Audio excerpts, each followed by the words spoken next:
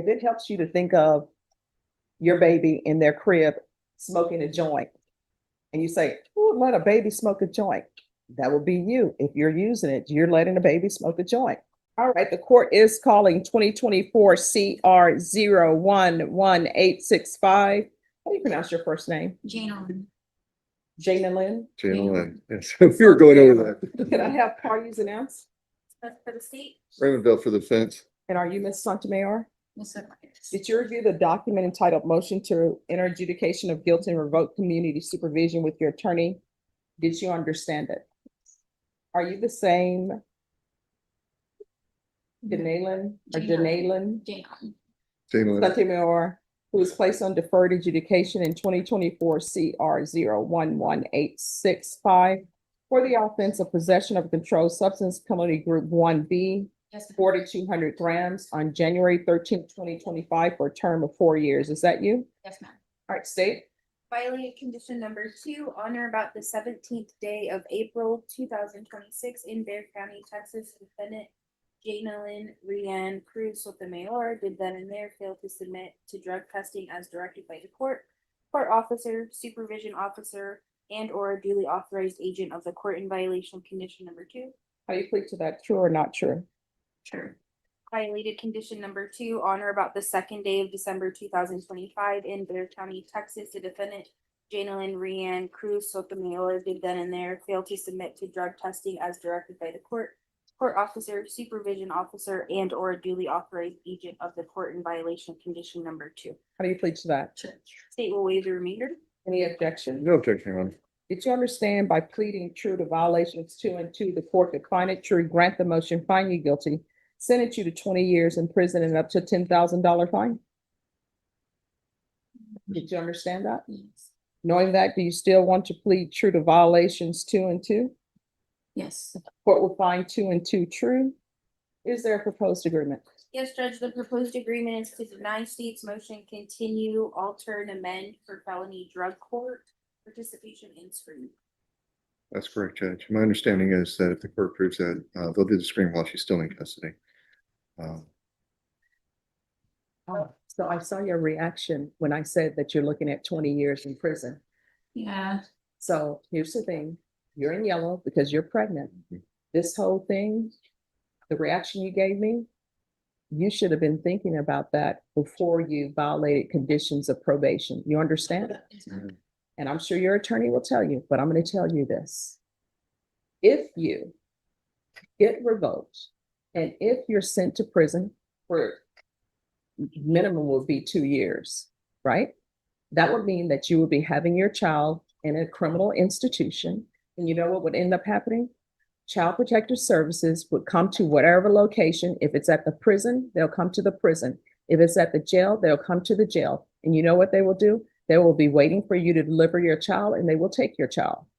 And then a legal case will start. And in that legal case, they will want to terminate your parental rights. And your attorney will tell you, anytime there's a newborn baby, guess what? You have people lining up because they want to accept the newborn baby because they figure not too much damage has been done because the baby is a newborn. And they will come, they will adopt that baby. And because you're in custody, they will do what's called a fast track to terminate your parental rights. And the only thing that it will be, either you're going to sign your paperwork to relinquish your rights, or either they're going to go to court on a fast track and terminate your parental rights. And then if the person who adopts your child is not somebody you know, you will never know who your child is with. Do you understand? Yes, ma'am. So if you don't make changes, that's what's going to end up happening. Okay? So court is finding 2 and 2 true. The court is going to alter and amend conditions to the following. You're going to remain in custody. And in custody, there's going to be a referral to felony drug court. You need to be honest with them about your use. You understand? Yes, ma'am. And Ms. Abrams, do we need an updated TAP? I don't know if a TAP evaluation was ever done for her. Let's updated top. I'm just, yes. All right, so they're going to do an updated TAP evaluation. All of this is going to take place in custody. Now, if something happens at the Bexar County Jail where they release you by mistake, which has happened before, let me just tell you right now, since today is Thursday, that would mean that they will release you by mistake by midnight. If that happens, you had better be in this court first thing Friday morning and say, hey, judge, they released me by mistake so that we can correct that mistake. You understand? Yes, ma'am. You are- What time, like if they did, like what time would be? Oh, we're not gonna be here at midnight, but you show up I tell you what, you're waiting outside at 8:30. Hey, judge, do not get sidetracked. Do not go anywhere else. Because if you're using drugs, whatever you're drinking, eating, using, it's just like your child is doing it too. Right. And that's something else your attorney can tell you. He and I both have worked on CPS cases. We represented children. And when you have children who are born addicted to drugs, guess what? They go through withdrawals. The only thing is they don't understand why they're in pain.